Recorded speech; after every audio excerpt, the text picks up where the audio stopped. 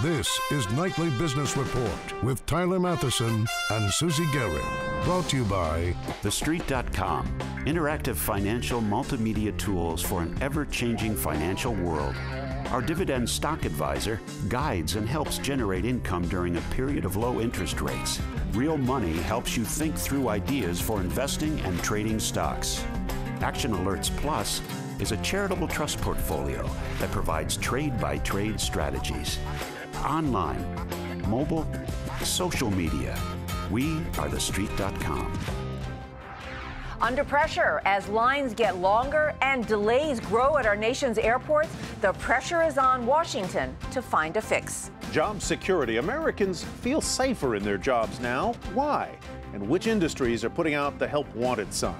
Price Check, a new report shows whether you'll pay more at the grocery store. We have all that and more tonight on Nightly Business Report for this Thursday, April 25th. Good evening, everyone. Tyler, more people making gripes about sequestration is finally sinking in. And Congress is hearing it big time from their constituents. You know, there was an afternoon swoon in the markets. We have more on that in a minute. But our top story, travelers are frustrated. Airlines are angry. And now some members of Congress appear to have had enough. They've certainly heard enough. We're talking about the federal spending cuts that kicked in about a month ago, the so-called sequester. They're starting to be felt now by the traveling public mostly so far, but just wait until the cutbacks start to hit food safety inspections, drug safety, and long-term unemployment benefits, and more. John Harwood joins us now with Washington with more on how lawmakers are looking to ease some of this pain. How are these negotiations proceeding, John? Well, members of Congress have been buffeted by these complaints about air traffic delays, Republicans and Democrats alike, even if they expected them to happen because the administration, the Transportation Department said they would. So they're now talking within the Senate on the possibility of a proposal that would be voted on perhaps late tonight, perhaps tomorrow, that would reshuffle money within the Federal Aviation Administration in order to reduce the impact of these sequesters, reduce these flight delays. But it would only impact that element of the sequester, not the overall budget cuts that you referred to. The House would be expected to follow suit quickly because members don't want this heat much longer. So why are they deciding to just deal with this flight delay part, John, instead of the whole thing? Because that is the most conspicuous complaint that they're getting. Now, as Tyler alluded to in the lead-in, if, in fact, we see repercussions on these other areas, food safety, Defense Department, which is the subject to the highest percentage cuts, and it's huge dollar numbers. If members start hearing from defense contractors, then you could get negotiations leading toward a larger solution. But I talked to one Republican member of Congress this afternoon who said, we're not close to that. We are drifting along right now, waiting on events. And the event this week was those flight delays. What would any deal look like? You know, the Democrats have insisted that there be tax increases as part of a solution to the so-called sequester. Would that be part of a deal, or is it much more sort of quarantined than that? Well, it would not be part of the deal that they're talking about right now that might pass this week to alleviate the flight delays. But if we get more impacts, ultimately this sequester hits home in a ways that members of Congress decide they simply can't stomach anymore. That's when you get negotiations with the White House on a broader solution. And the White House and Democrats continue to say a precondition for having negotiations to alleviate it is we need some more tax revenue. We can't just do it with budget cuts alone. So, John, talk us through a little bit on the timetable. What happens next? What would Congress do next? Congress could have a vote by the Senate tonight. The Senate's scheduled to be in recess next week, so there's a premium, if they're going to do it this week, on doing it this evening. If the Senate would then act, then the House could take it up tomorrow, and then members would go home, certainly in the Senate, hear from their constituents and figure out whether or not there are broader impacts they need to address. One triggering mechanism that will come later in the summer is that the debt limit will need to be raised again. That could be a moment for a broader reconsideration of the sequester, not just the flight issue. Well, certainly a topic we're going to be talking more about. Thanks so much, John. John Harwood reporting from Washington. Well, nowhere are those sequester cuts being felt more harshly right now than at the nation's airports. Thousands of flights around the U.S. have been delayed this week after federal aviation officials began implementing furloughs for some of its 15,000 air traffic controllers. The delays have ranged from 30 minutes to several hours, leaving already frustrated travelers fed up, and airlines worried about how these delays could impact their profits. Phil LeBeau has more on the turbulence from those furloughs and how airlines are navigating through all this.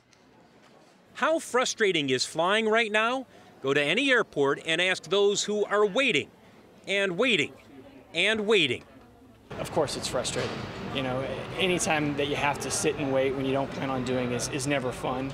Well, we'll get around it. I don't love it, but it's a means to an end. I didn't expect a delay, but when I did get a delay, I put two and two together that it was probably due to the sequester. The FAA says furloughing 1,500 flight controllers has resulted in more than 3,000 flights being delayed this week. Today, United CEO Jeff Smisek said these delays are like pop-up thunderstorms. They're hard to plan for in advance. He and other airline executives are worried. If sequester delays drag on, some travelers may decide they've had enough. I think if you're in a congested area like New York or Chicago, it could affect you. But I think what might happen is people will say, I'm going to put off the travel till this nonsense is over. From rising fees for checked bags to the slow and cumbersome process of going through security to the changing rules that will make it tougher to collect and cash in frequent flyer miles, the allure of flying has faded. And yet, airlines are more profitable than they've been in more than a decade. This week, Delta, U.S. Airways, Alaska, JetBlue, and Southwest all had profitable first quarters, in part because they didn't pay as much for jet fuel. Fuel prices have been a real roller coaster this year, but right now they're very moderate. We're very well hedged for the rest of the year. As the frustration with flying grows, so do airline profits. An industry on its knees just a few years ago is now soaring. Just don't tell the travelers these are good times in the sky. Phil LeBeau, Nightly Business Report, Chicago. The frustrations about the sequester cuts also have some corporate chief executives speaking out about how those spending reductions are impacting their businesses and the damage they may do to the overall economy. Here's what the CEOs of Southwest Airlines, Choice Hotels, and Gulf Oil had to say today on the effect of those spending cuts and the responsibility of lawmakers to change things for the better. The American people pay all kinds of taxes, all kinds of aviation taxes that go directly to fund the FAA. We pay more in taxes than we get in services from the FAA. So perhaps if we're going to have a furlough of the services, maybe we ought to have a furlough in the taxes that the American people pay also. You've got a situation with a manufactured crisis where they are playing games at the expense of what is a fragile economy and the American people. We're talking about, even based on the FAA's numbers, you're talking about potentially $9.3 billion of lost economics, not including the airlines, $1.4 billion in revenues, and 83,000 jobs, just based on what they're saying today. Production continues very, very strong. With the dollar relatively strong, imports are well priced to come in. So I think we have a good chance, if we don't screw it up from a government perspective, to actually see gasoline prices go below $3 by Labor Day. Josh Fineman joins us now with more on how all those budget cuts will impact the U.S. economy. He's chief economist at DB Advisors. So, Josh, you heard all of our reports. Can you pull it all together for us? How much pain is sequestration going to have on the economy? Can you put a number on it? Sure. It's not just sequestration. It has to be put in the context also of, remember, we had the tax increases at the beginning of the year. So putting that all together, it's a substantial fiscal tightening, probably going to shave 1 to 1.5 percentage points off of GDP growth this year from what it otherwise would be. So it's both, you know, the tax hikes and the sequestration spending cuts. Josh, if that is the case, why are stocks going up and up and up? Other parts of the economy are actually doing well.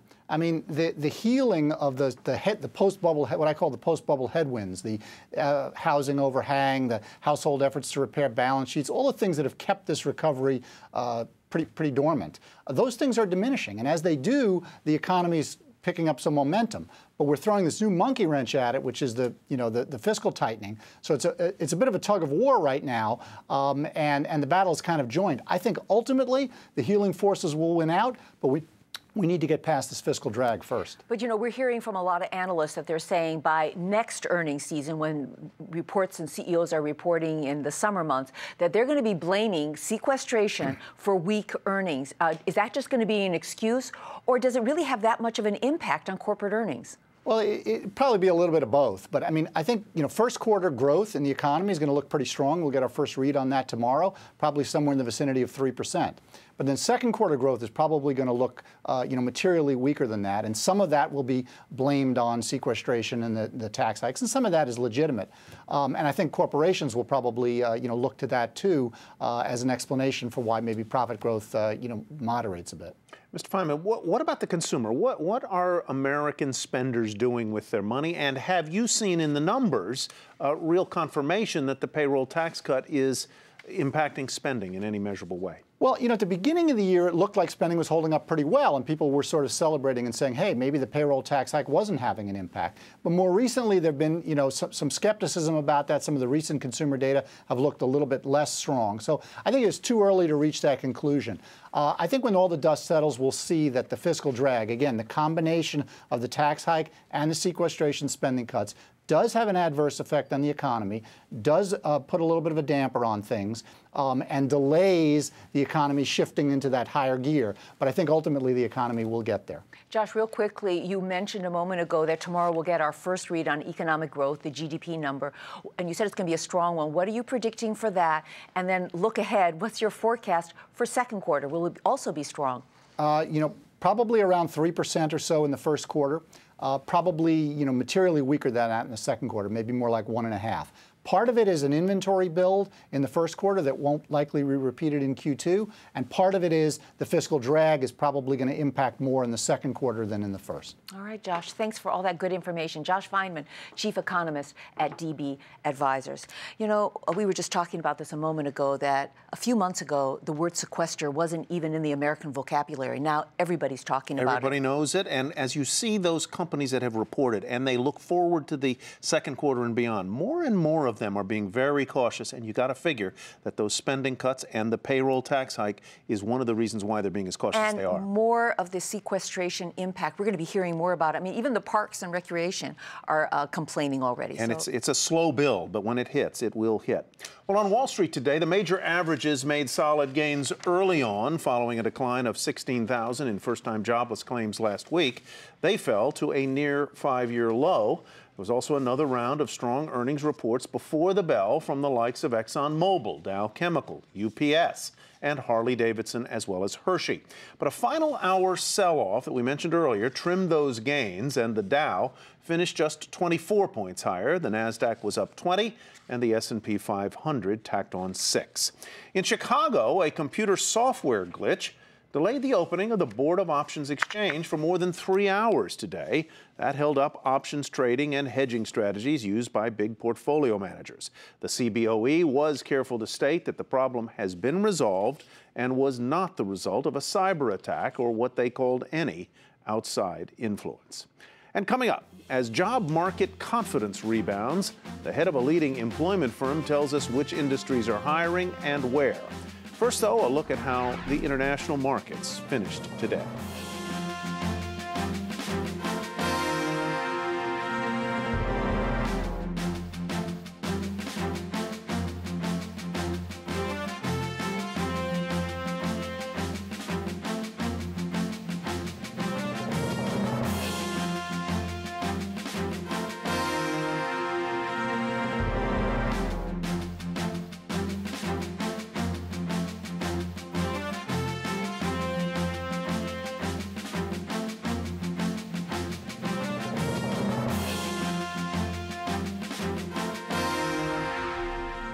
The George W. Bush Presidential Center had its ceremonial opening today with President Obama and all 4 living former presidents in attendance for the library's dedication in Dallas.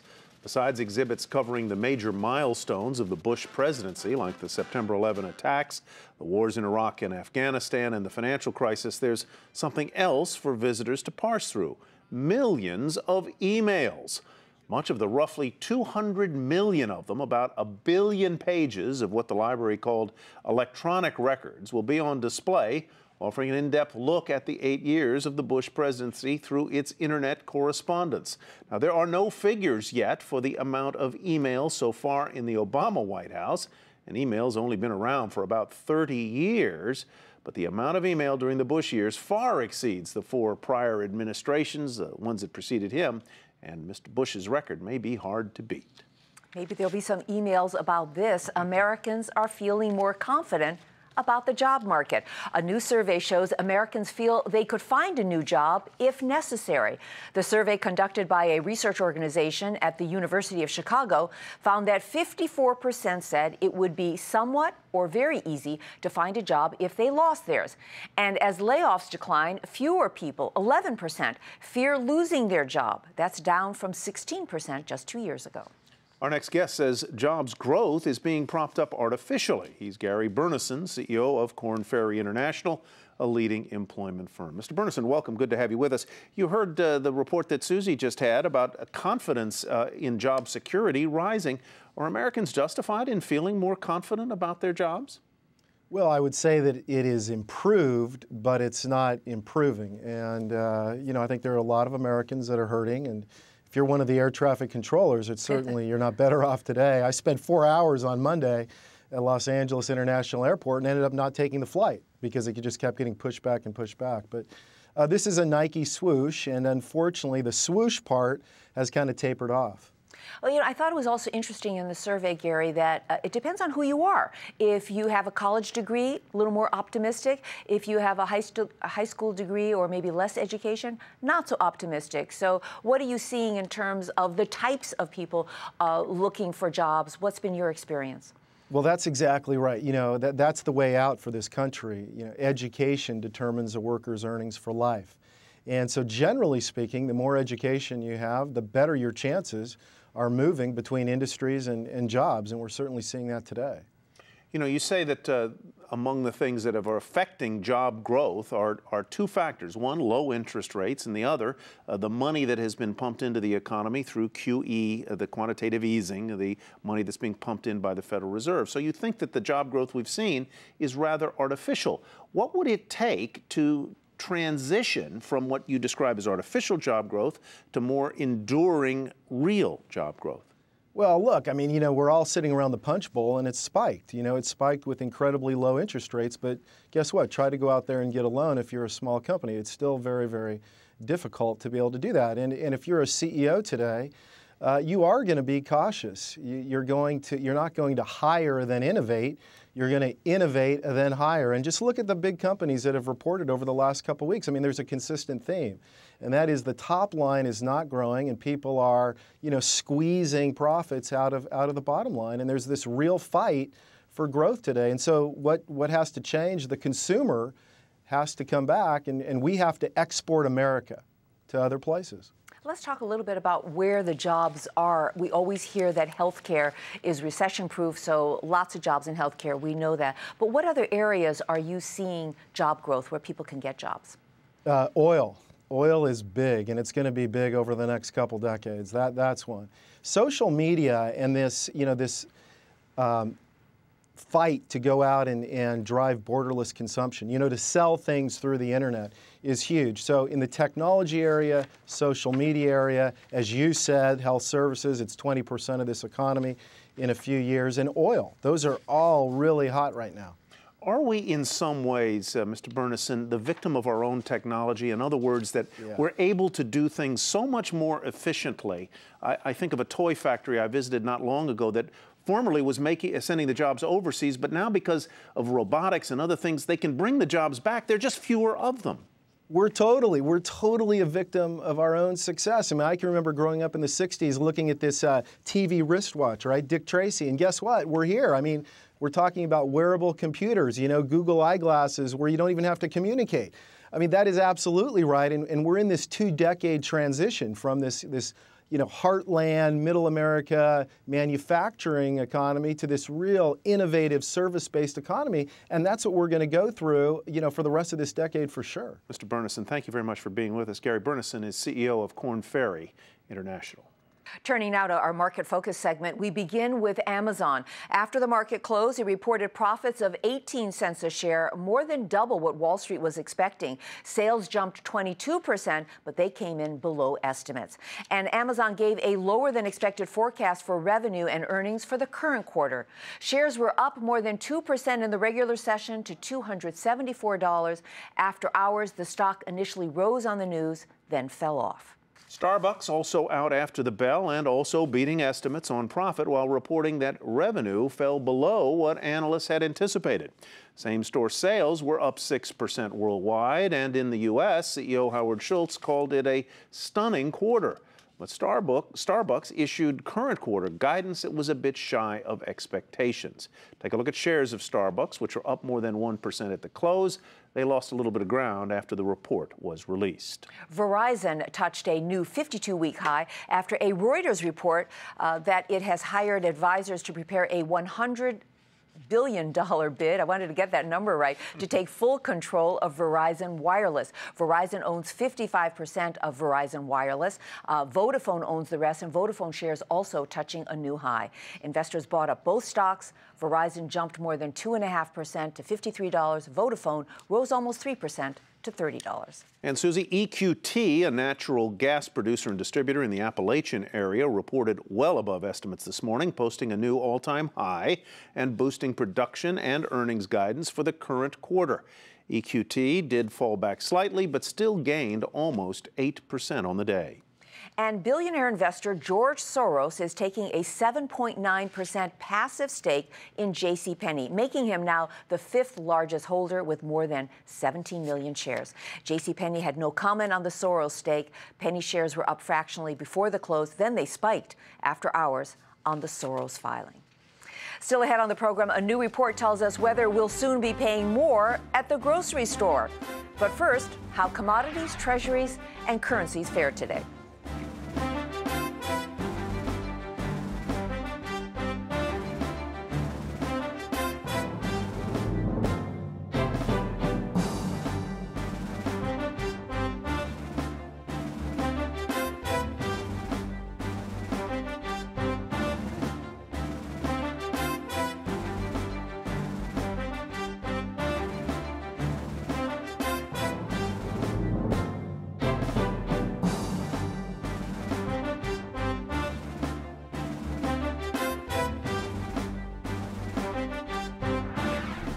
If you think you've been paying more for your groceries lately, you are right. But the good news, the Agriculture Department says the rise in food prices this year won't be as high as earlier forecasts. Jackie DeAngelis tells us which foods we'll be paying more for, which foods may be cheaper, and why. It's still cold across the plains, but the latest USDA forecast is a little warmer.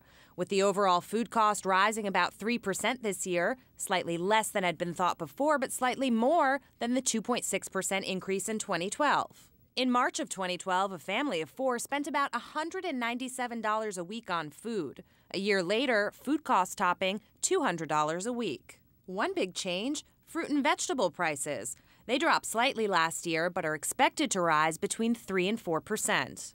But food could be even more expensive if the weather doesn't improve across the nation's heartland. Last year's drought, followed by unusually cold temperatures this spring, are impacting both the winter and spring wheat crops. Winter wheat accounts for about 72% of U.S. wheat production, but farmers are expecting to lose about a quarter of this year's crop.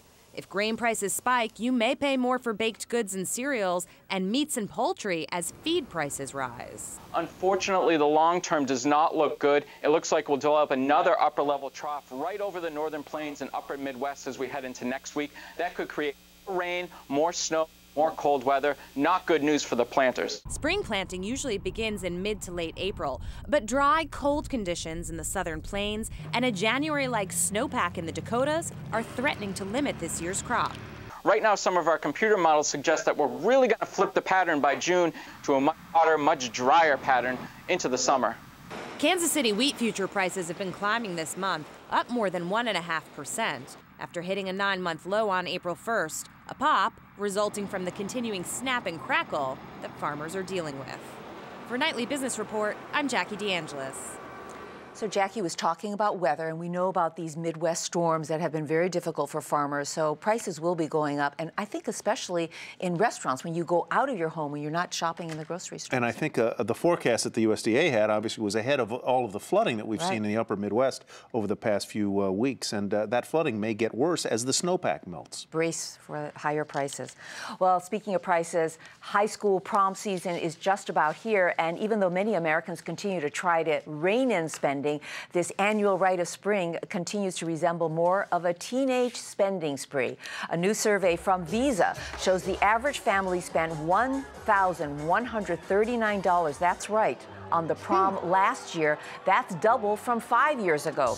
And the money isn't just for the dress and the corsage and tickets, but also now hair, nails, limos, hotels, and other extras like after parties. Kids paid about $400 more on average in the Northeast and a low of around $700 in the Midwest. And of course, Visa says, Tyler, get ready for this. Mom and Dad paid for most of it. You're a ways off from this. I'm going to get my crushed velour tux top and bring it one day for my prom. Oh, was it awful. That's Nightly Business Report for tonight. I'm Susie Garrow. Thanks for joining us. I want to see a picture. Yeah, we'll try and find one. I'm Tyler Matheson. Thanks, everybody, for joining us. We'll hope to see you back here tomorrow.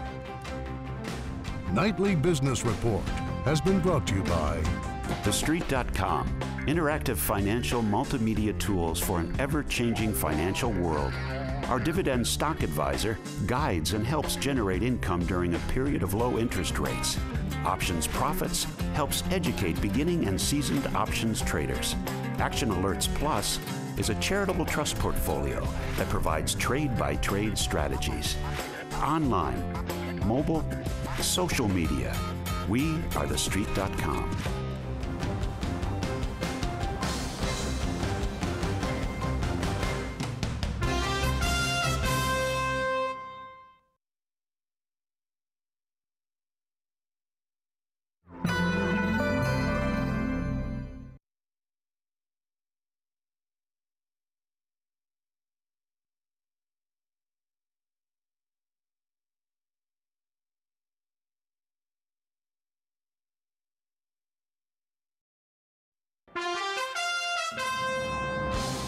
I'm Susie Garrow with the Nightly Business Report News Brief. Lawmakers are now working on legislation to get furloughed air traffic controllers back to work after more than 4,000 flight delays over the past week. On Wall Street, the major averages welcomed news about a drop of 16,000 first-time jobless claims last week, another dip in mortgage rates this week, and another round of mostly better-than-expected earnings. That helped the Dow finish 24 points higher. The Nasdaq was up 20. The S&P added 6. After the bell, Amazon.com reported profits fell in the first 3 months of the year, even though sales were higher. And a new survey from Visa shows the average cost of a high school prom, including the after party, was $1,139 last year, double what it was 5 years ago. Be sure to tune into Nightly Business Report right here on your public television station.